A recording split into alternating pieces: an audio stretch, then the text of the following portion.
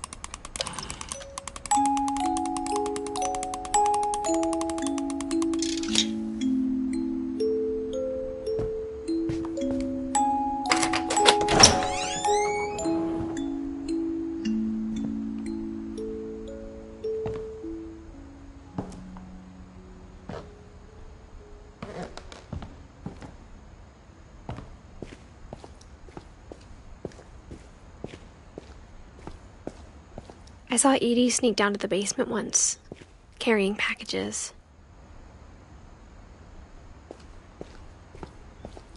I thought maybe she was hiding presents.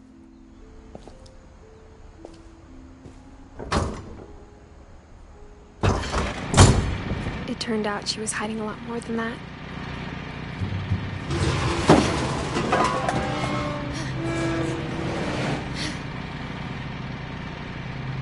I remember asking Mom once about where Walter had gone. She said after Barbara died, he got as far away as he could. If there's a pattern in all these stories, I think it's that none of us has gotten very far.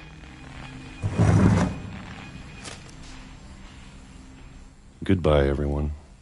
I can't believe I've been down here for 30 years.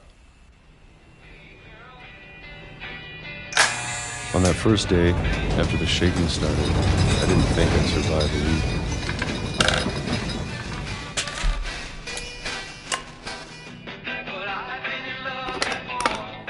But after a few days, I settled into a routine. That's what kept me sane. Having a schedule, living for today. I always expected to be dead tomorrow. But if you wait long enough, you get used to anything.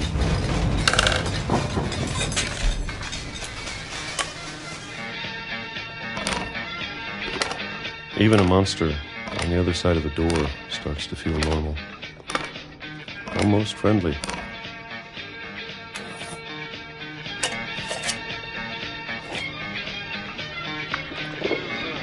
And then one day, everything just stopped. Whatever that thing was, it was gone. Maybe it got tired of waiting. Or maybe I just got tired of being afraid.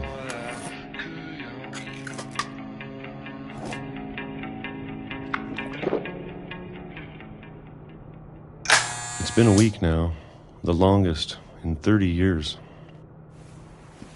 I'm done waiting. I have to leave while I still can.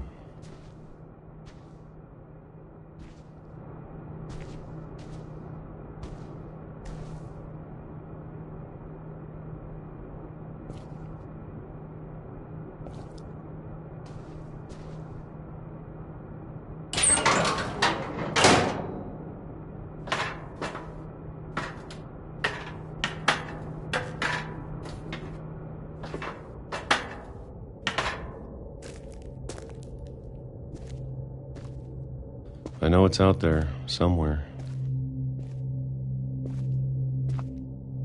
Whatever killed Barbara and Molly and Calvin. Maybe this is all a mistake. But I need to stop living the same day. Even if it kills me.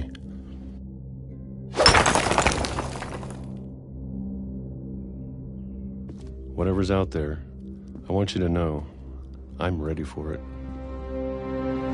I'm going to appreciate all of it, especially the food. I don't mind if I only have a year left, or a month, or a single week. I'd be happy with 1 meal a day. I can already imagine the sun on my face.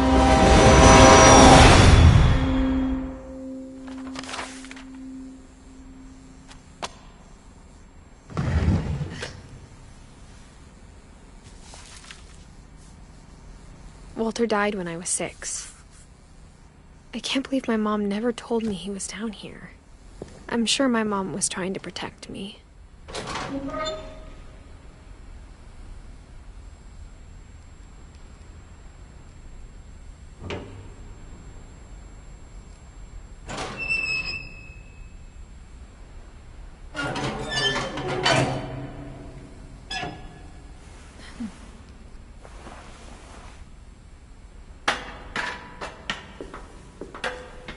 Maybe she was afraid I'd end up like Walter.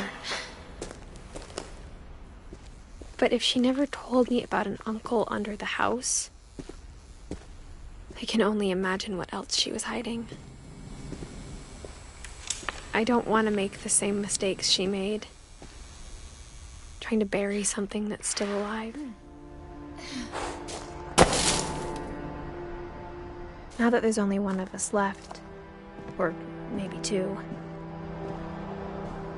I thought it was time I heard the stories for myself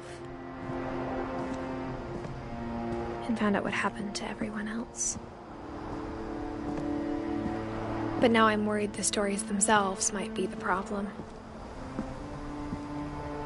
Maybe we believed so much in a family curse, we made it real.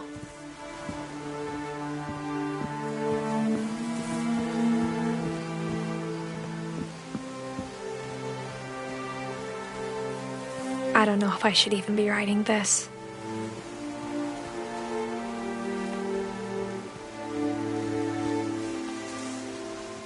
Maybe it'd be better if all this just died with me.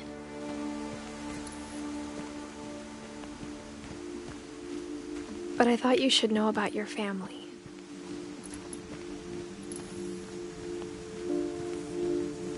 And the history you're a part of. Though, to be honest, I feel as lost as you probably do right now.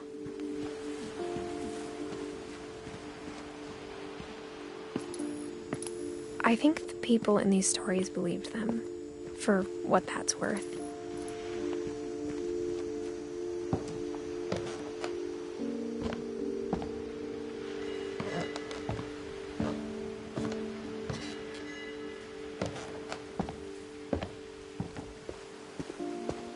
You look at the house, that history of imagination and stubbornness and madness, any of it seems possible.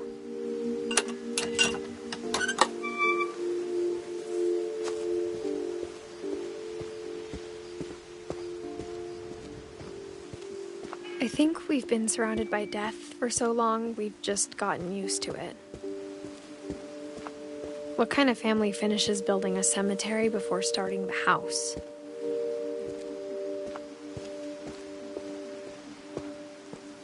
It's embarrassing for me to admit this, but the pet cemetery made me more uncomfortable than the human one. 3 of the gerbils were mine, and 2 had been my fault. Sven built the house, but it was Edie who designed the cemetery.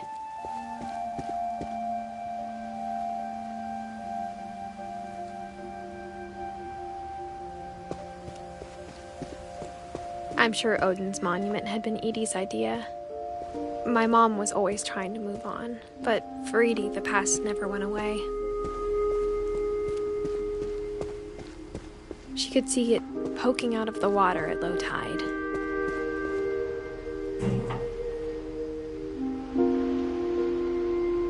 Edie said she dreamed about the old house every night.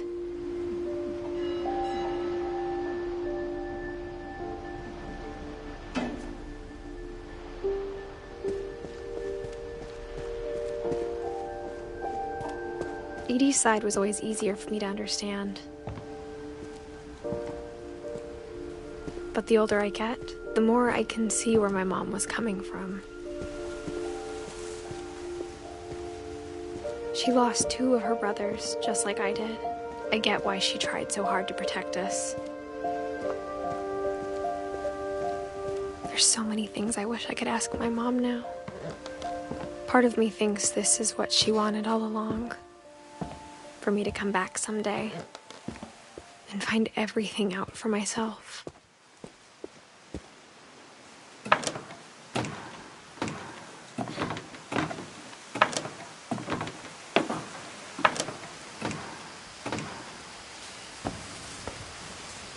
But looking back on it now, if she told me there was going to be so much climbing, I never would have come when I was 22 weeks pregnant.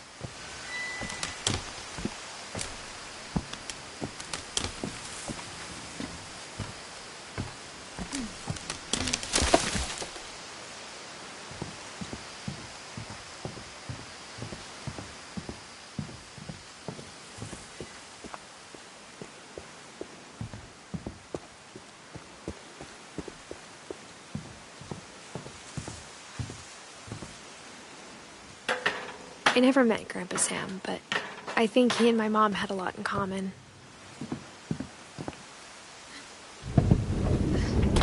They were both pretty intense.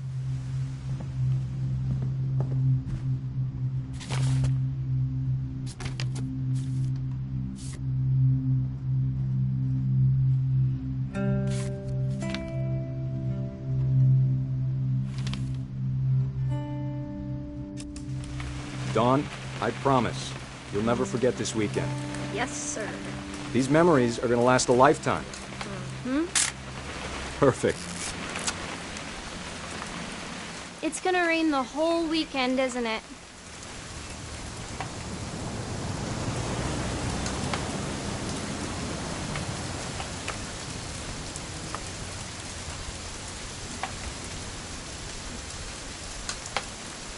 Please just take the damn picture. Hey, language.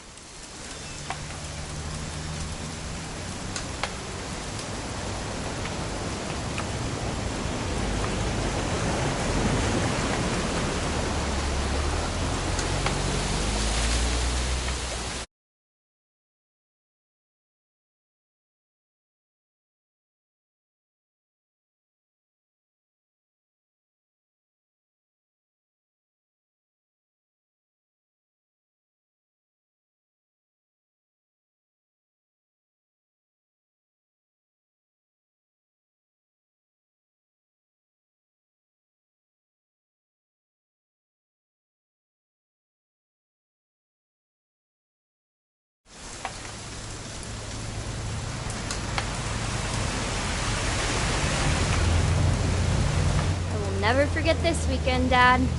That's the spirit. Okay, got it. I'm gonna take some pictures, okay? Just be careful. That camera's older than you are. Hey! That's a keeper. I'm just saying, I'm not always gonna be here, Dawn. You'll need to remember this stuff, if you want to survive. I'll be fine, Dad. You know who else thought he was gonna be fine? Some guy who died. Dad! Good eyes, Dawn. Before you take the shot, let me get a picture of him. Dad, I... Just breathe. Turn off your imagination. Focus on your target.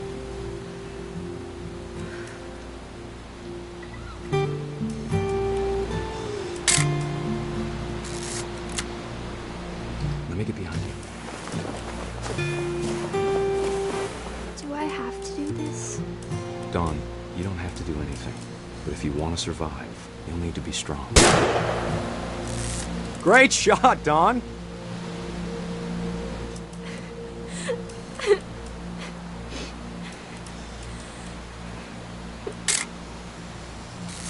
I'm proud of you, Dawn.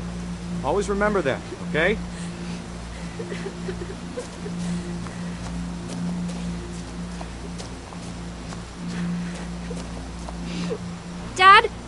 It's twitching.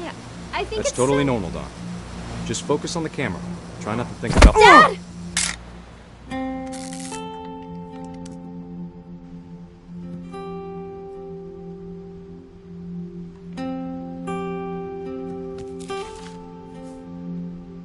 Of all these stories, that's the one I wish most that my mom had told me. Sam spent his life shooting photos, but Mom said he got nervous being in front of the camera. I guess we're all afraid of something.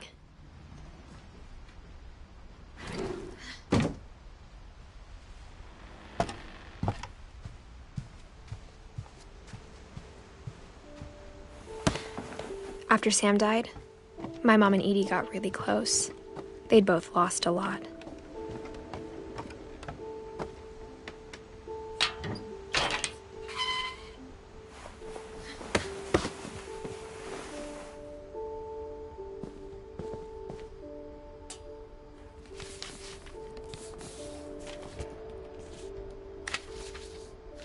Dear Kay, do you remember the way Gregory used to laugh when he thought he was alone? Like something funny was happening, but only he could see it.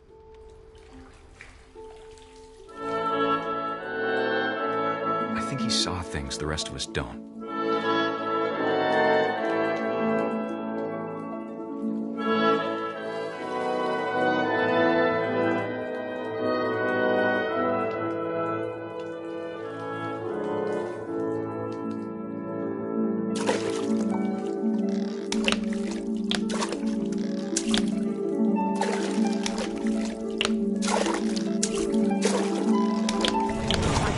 Gregory, it's time to...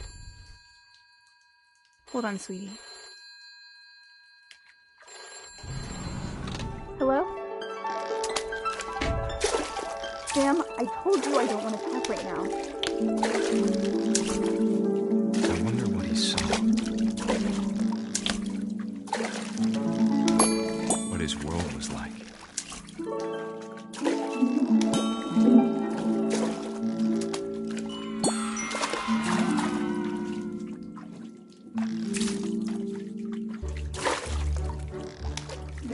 Reminded me so much of Calvin. Lost in his imagination.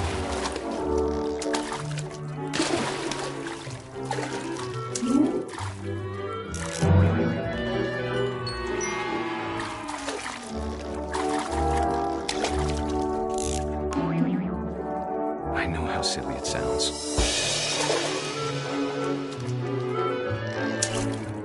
But I worried about a baby being too happy. But I could feel him slip away. Sorry about that, Gregory. I know you did everything you could. Maybe if I hadn't called that night.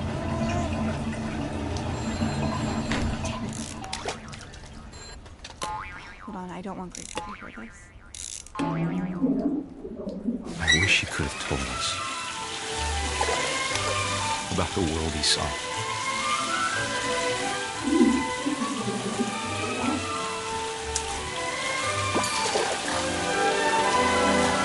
There's so much I don't understand about Gregory, about everything.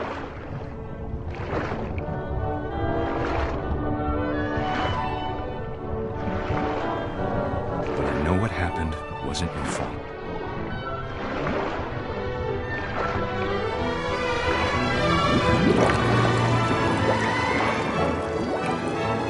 I'm sure he's happy. And he'd want you to be happy too.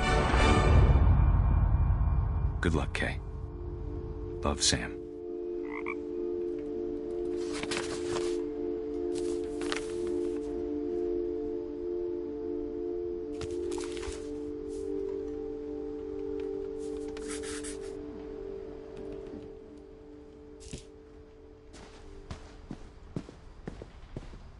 I can't imagine my mom ever writing poetry, and yet... A poem for Gus, who always said the wedding was a bad idea. Our father never hit us kids, at least not very hard. before the day my brother said with teenage disregard that he'd be dead before he'd see a wedding in our yard.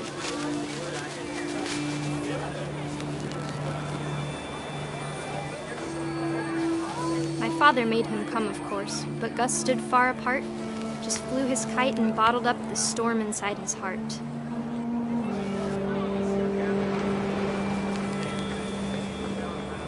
I tried to talk him out of it, but though he'd never met her, "We don't need a stepmom," were the words that I now remembered. pronounce you husband and wife. Make him cry.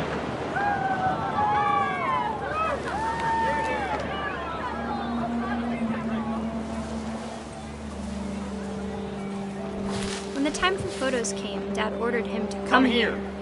But Gus declined, and as a sign held up his middle finger.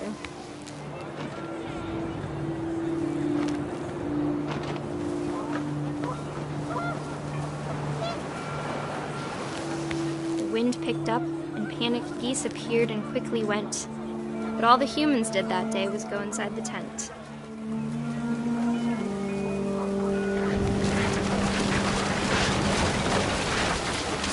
The rain came down in buckets then, but no one seemed afraid that nature might destroy the tent our dad had crudely made. The thunder sounded much too close and full of angry power. But all my father said was, "Make the music louder."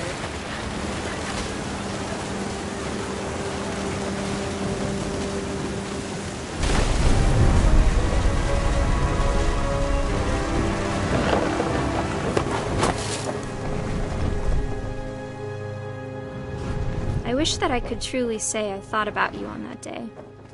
Out there on the beach alone, just you, the wind, the sea, and foam. But I didn't, until we found you.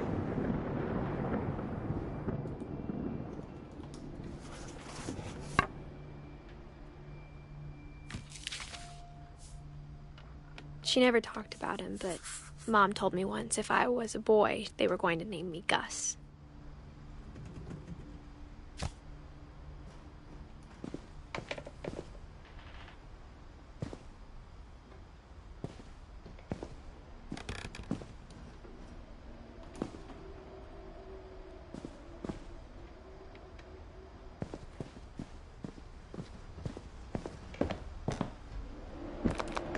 My mom moved up to the loft after her brothers died.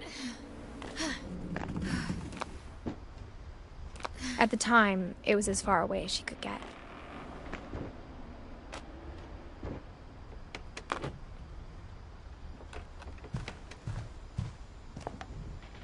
My mom moved to India a week after graduation and got a job teaching English. Louis was born a year later. When my dad died, I don't think Mom knew where else to go. I'm sure Edie was happy to have her back. The house had to get a little bigger, but Edie was used to that.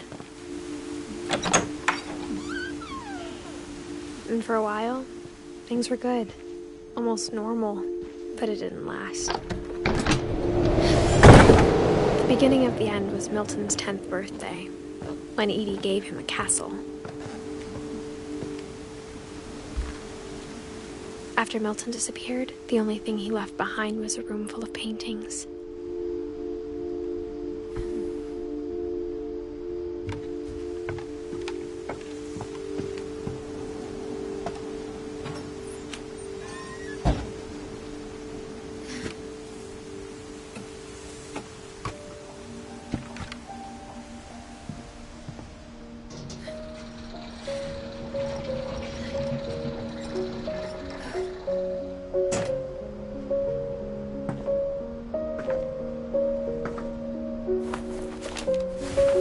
Milton Finch in The Magic Paintbrush.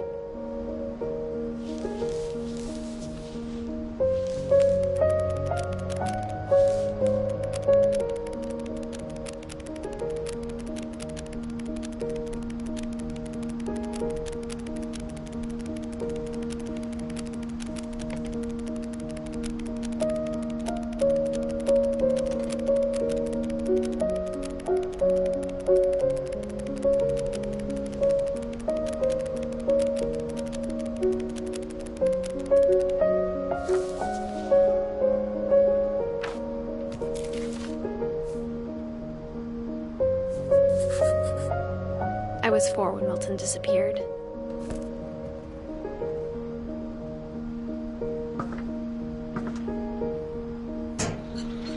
Mom spent months searching for my brother. Then she sealed the doors.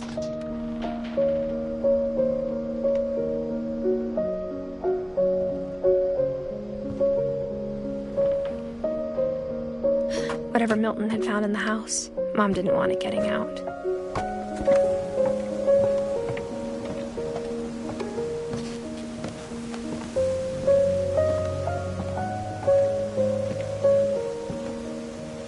Mom definitely blamed Edie, but I think Louis blamed himself. After he graduated, he just spent more and more time in his room, until Mom got him a job at the cannery.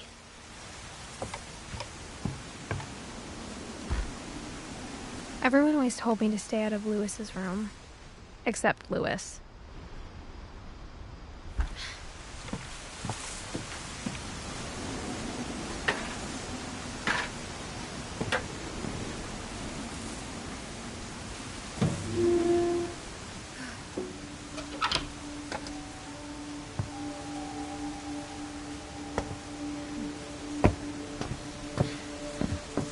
Louis's room smelled very, very familiar.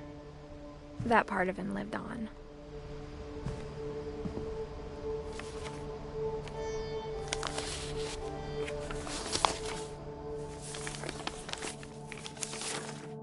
Dear Mrs. Finch, as Louis's psychiatrist, I can understand your desire for an explanation.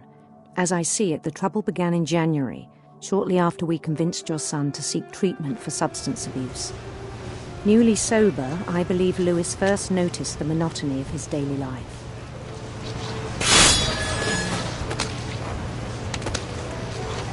He kept working at the cannery, but he withdrew part of himself. In our sessions, I saw the same behavior. His mind began to wander. I asked him to describe it. He said he started small, imagining a labyrinth. He'd feel his way about. Then something moved. Bats. And toads. And things that have not names.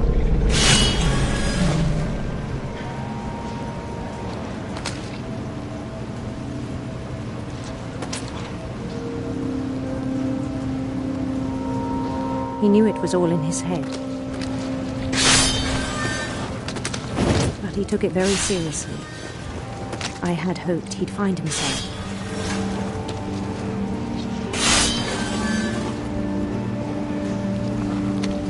But he found something more.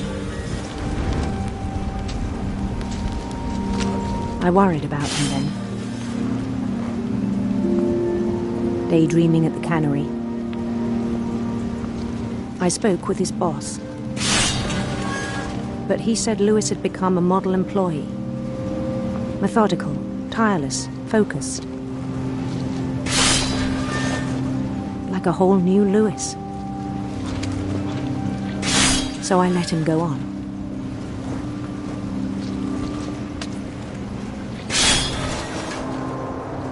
I even encouraged him. It seemed very promising at first. He told me he'd made a new friend.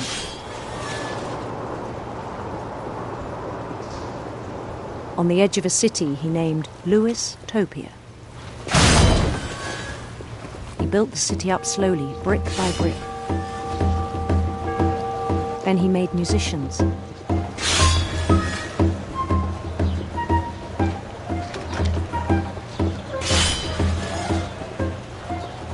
And songs for them to play. He talked about starting a band. And he was always humming something. Every day his imagination grew stronger.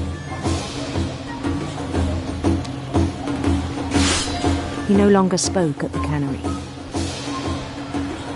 But his chopping was as reliable as ever. Then one day it struck him that all the cheering crowds, even the stones under his feet, were all in his imagination, so he could do whatever he wished.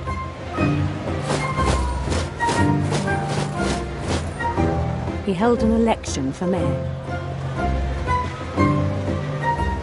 and he won. They begged him to stay, but his mind was already wandering. It became a game for him.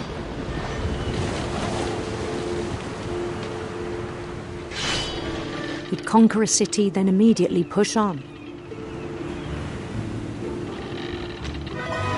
New Louisville. St. Louis. He started drifting away from our reality.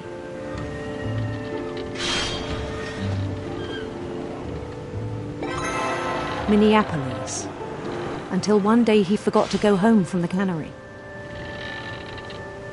Even as his mother pleaded with him, part of Louis kept sailing on.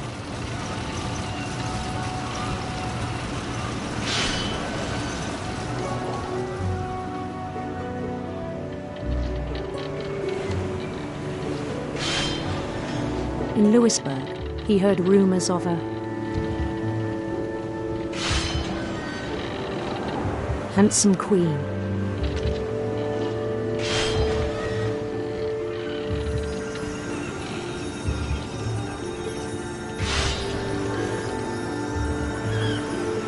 The queen was on her own quest for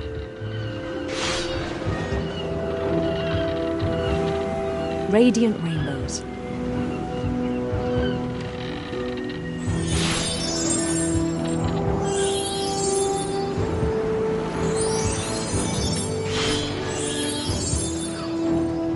He followed the sound of her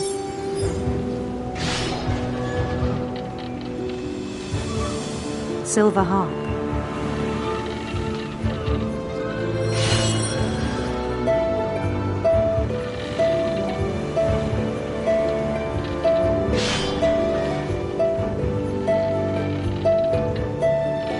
His chase led him to a golden palace east of the sun and west of the moon. Even then, his logic remained sound. He knew the world was all in his imagination.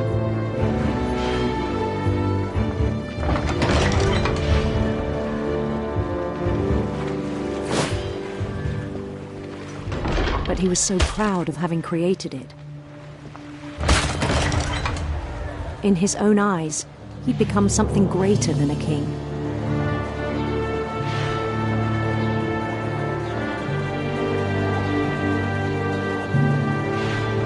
For someone who'd never known success in the real world, I think it was overwhelming.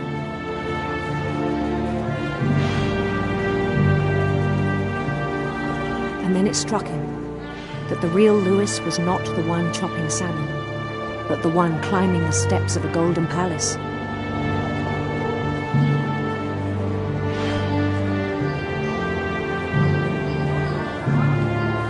My imagination is as real as my body, he told me. It was hard to argue with him.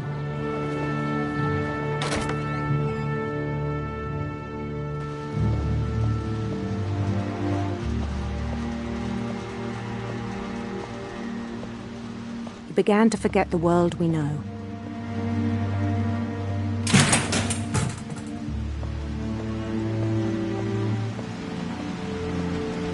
I think it pained him to remember Louis, the cannery worker.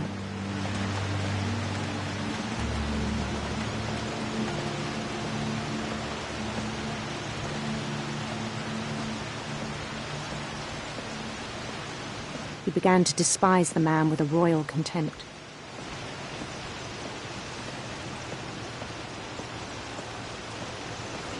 I still thought I could save him. Even after he said he was being crowned king over all the lands of wonder.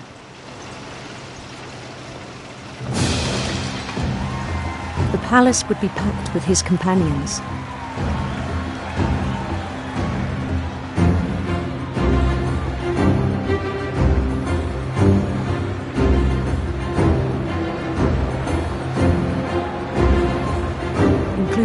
wise calico who'd insisted on inviting him.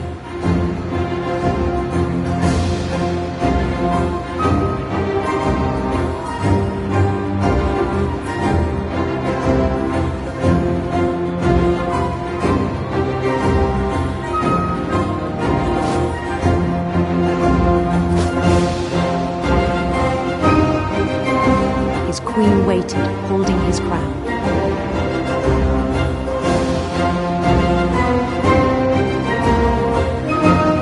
There was only one thing left to do.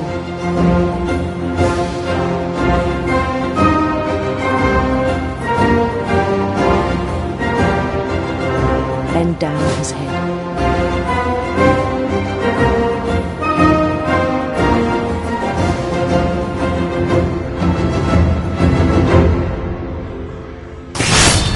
And the rest I think you know. Mrs. Finch, your son was a kind man who will be missed by all of us who knew him.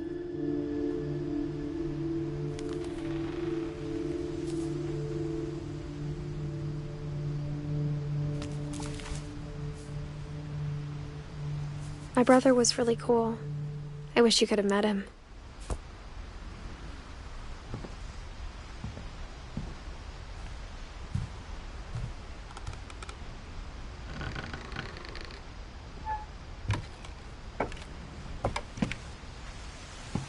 On the way back from Lewis's funeral, my mom told me to start packing.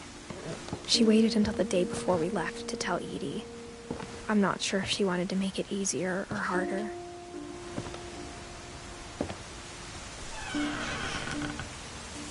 I wish we'd stayed. But I understand why we left.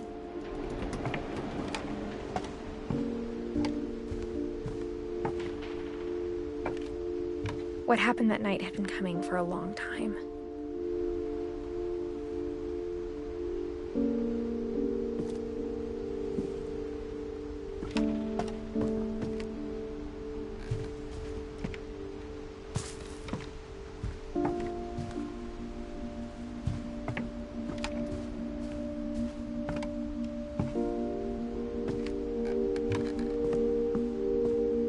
Maybe it should have come sooner.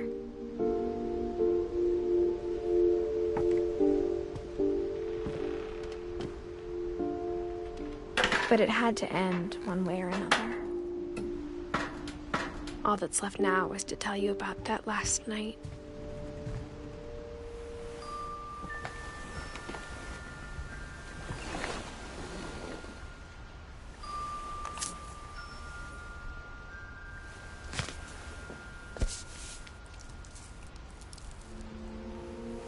That whole last day, Edie just watched us pack and didn't say a word.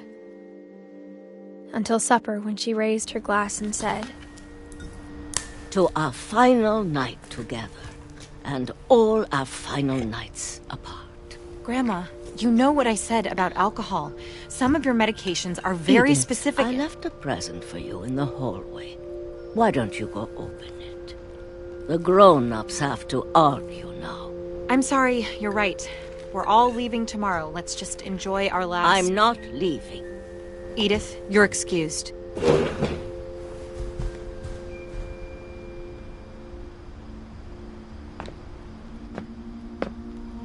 The power had been shut off that morning, but Edie always had plenty of candles.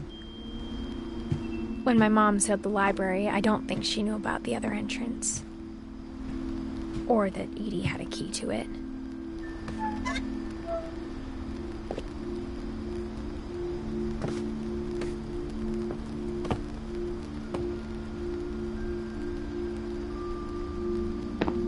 That thing you're afraid of isn't going to end when you leave the house.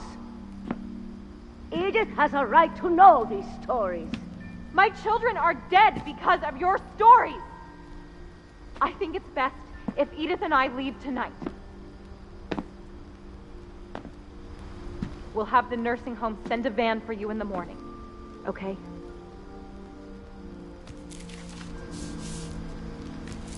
Dear Edith, there's so many stories I wish I could tell you, but there's only time for one. This is about what happened on the night you were born. That night, the tide went way, way out. It was the first and last time I ever saw the old house aground. There'd been an earthquake out in the middle of the ocean.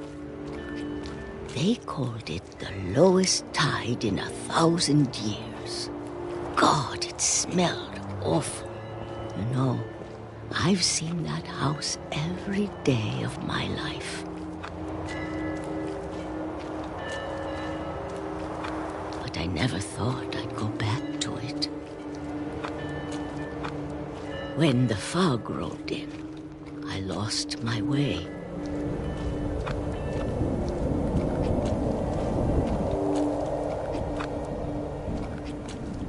I got turned around.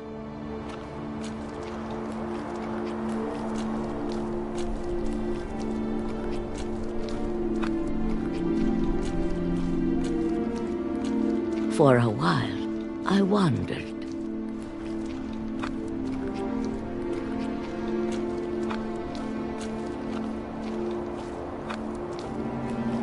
I started seeing things.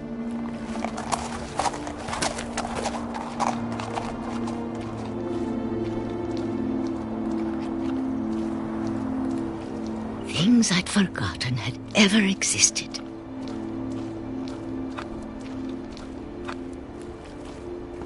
But when I saw them, they felt like old friends. That night, a lot of things came back to me. Or maybe I came back to them.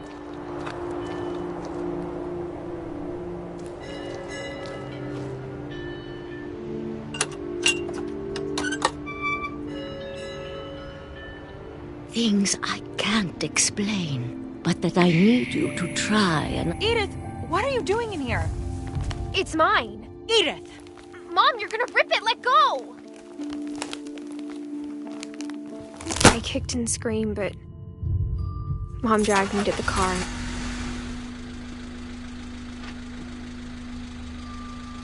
I never saw Great-Grandma Edie again. The next morning, the band came to pick her up, but she was already gone. After that, we moved around a lot.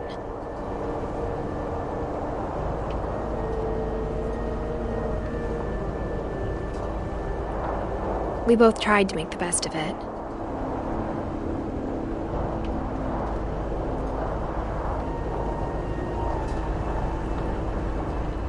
A few years went by.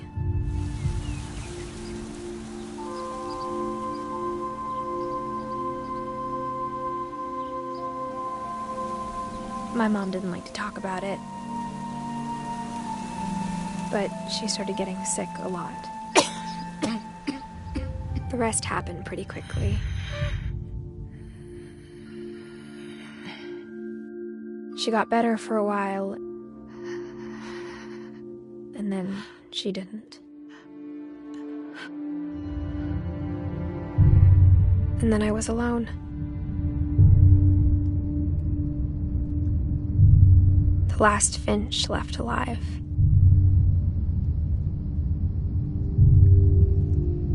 Until I found out about you. I'm still not sure what to tell you about all this. If we lived forever, maybe we'd have time to understand things. But as it is, I think the best we can do is try to open our eyes. And appreciate how strange and brief all of this is.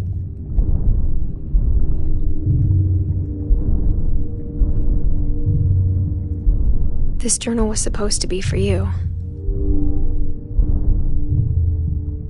But now I hope you'll never see it. I just want to meet you and tell you all these stories myself. But I guess if you're reading this now, things didn't work out that way.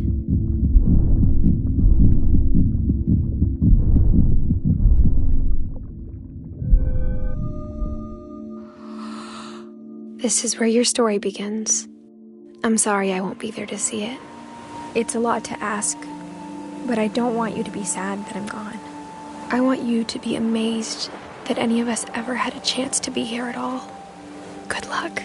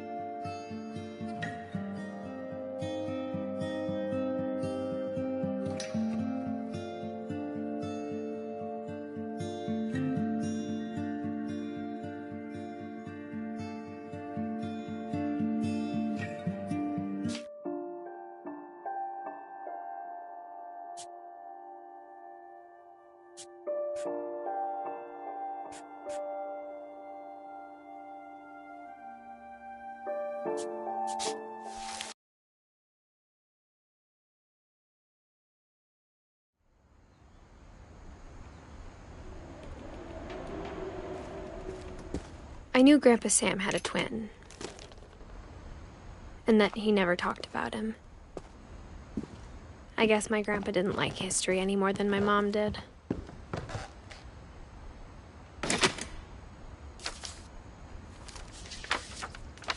How I Want to Remember My Brother by Sam Finch. The thing I remember is that when he made up his mind, that was it. My brother said he'd die before he ate another mushroom, and he did. At Barbara's funeral, we swore we'd never be afraid again, and he wasn't. I think Calvin always wanted to fly.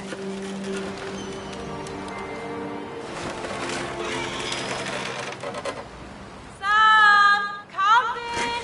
Dinner's ready! Coming! But that day, he finally made up his mind to do it. I told him going around was impossible. Maybe if I hadn't said that. Calvin, I'm not gonna tell you again. Maybe if the wind hadn't picked up, then maybe he'd still be here. But I doubt it. I think he'd already made up his mind. That's what I want to remember about my brother.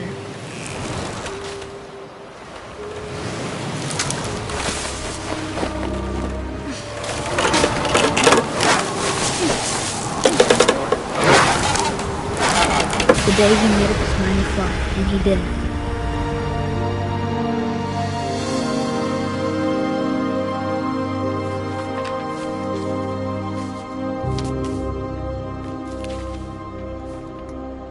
Calvin's story felt strangely familiar.